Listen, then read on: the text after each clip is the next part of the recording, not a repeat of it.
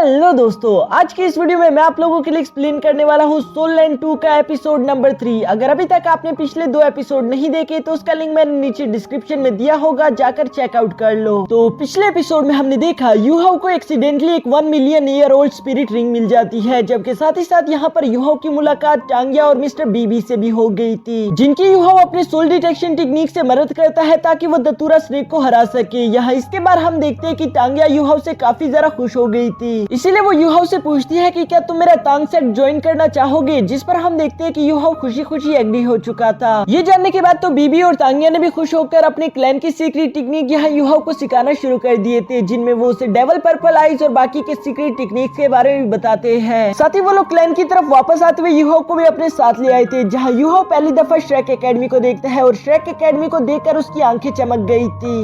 अब आगे तो नेक्स्ट एपिसोड के शुरू में हम देखते हैं जहां ये तीनों ही श्रेक सिटी तक पहुंच चुके थे। टांगिया यहाँ पर काफी ज्यादा खुश दिखाई दे रही थी, जबकि दूसरी तरफ यूहाओ और मिस्टर बीबी की तो सांसें फूल जाती है। टांगिया मुस्कुराते हुए कहती है कि आखिर तुम दोनों इतने स्लो क्यों हो, जिस पर यूहाओ कहता है कि हम स्लो नहीं, बस तुम तेज हो। टांगिया दूसरी तरफ मुस्कुराते हुए कहती है कि लो हम श्रेक सिटी पहुंच गए, जहाँ पर दुनिया की सबसे ज्यादा बेस्ट एकेडमी श्रेक एकेडमी मौजूद है। मिस्टर बीबी भी यहाँ पर यूहाओ को श्रेक एकेडमी के बारे में बताते हुए कहती है कि तुम्हें श्रेक एकेडमी का ही डेसिपल बनना है, जिस पर यूहाओ अपने मन में खुश होते हुए कह रहा था कि मुझे यकीन नहीं आता, मैंने श्रेक एकेडमी के बारे में बहुत कुछ सुन रखा है, मैं क्या सारी दुनिया श्रेक एकेडमी के बारे में जानती है। ये सारी बातें यूहाओ अपने मन में सोच ही रहा था, जबकि साथ ही साथ वो श्रेक सिटी की खूबसूरती से भी काफी ज्यादा इंप्रेस हो जाता है। तभी अचानक टांगिया यहाँ पर यूहाओ से कहती है कि मेरे पास तुम्हारे लिए एक और सरप्राइज है, और वो ये है कि तुम्हें टांगसेंट क्लैन की तरफ से फ्री एडमिशन कोटा पर श्रेक एकेडमी भेजा जाएगा। जो सुनकर यूहाओ थोड़ा हैरान होते हुए कहता है कि फ्री कैसे। यूहाओ का ये सवाल सुनकर टांगिया जवाब देते हुए कहती है क्योंकि हमारे टांगसेट और श्रेक एकेडमी में काफी ज्यादा अच्छे रिलेशन है। हमारे टांगसेट की बुनियाद ही वही से शुरू हुई, जो भी हमारी श्रेक एकेडमी के डेसिपल ग्रेजुएट होते थे उन्होंने टांगसेट को ही ज्वाइन किया था, इसी वजह से रिलेशन काफी ज्यादा मजबूत हो गए। बेशक वक्त के साथ टांगसेट ने अपनी वो इज्जत खो दी, लेकिन अभी भी हमारा ये रिलेशन कायम है, जिसकी वजह से हमें हर साल फ्री एडमिशन कोटा मिलता है, और इसी वजह से यूहाओ श्रेक एकेडमी में तुम्हारा एडमिशन बिल्कुल फ्री होगा। ये जानकर यूहाओ काफी ज्यादा खुश हो गया था, लेकिन दूसरी तरफ मिस्टर बीबी यूहाओ से कहता है ये जानते हुए तुम रिलैक्स बिल्कुल नहीं कर सकते, क्योंकि श्रेक एकेडमी हर 3 महीनों बाद न्यू स्टूडेंट्स को असाइन करती है, और अगर पुराने स्टूडेंट अपने पुराने असाइनमेंट्स को कंप्लीट ना कर पाए तो उन्हें एक्सपेल कर दिया जाता है। ये सुनकर तो यूहाओ जोश में आते हुए कहता है कि मैं अपनी पूरी जान लगा दूंगा। जो सुनकर टांगिया मुस्कुराते हुए कहती है कि हाँ मुझे भी तुम पर पूरे यकीन है, और मैं तुम्हारे एटीट्यूड से काफी इंप्रेस हुई, इसलिए मैं तुम्हें एक गिफ्ट देना चाहती हूँ। ये कहती है वो यूहाओ को एक स्टोरेज बेल देती है, जिस पर वो बताती है कि ये हमारे फर्स्ट चीफ का था और ये जनरेशन टू जनरेशन यूं ही पास होता जा रहा है। यूहाओ भी उस स्टोरेज बेल को लेकर काफी ज्यादा खुश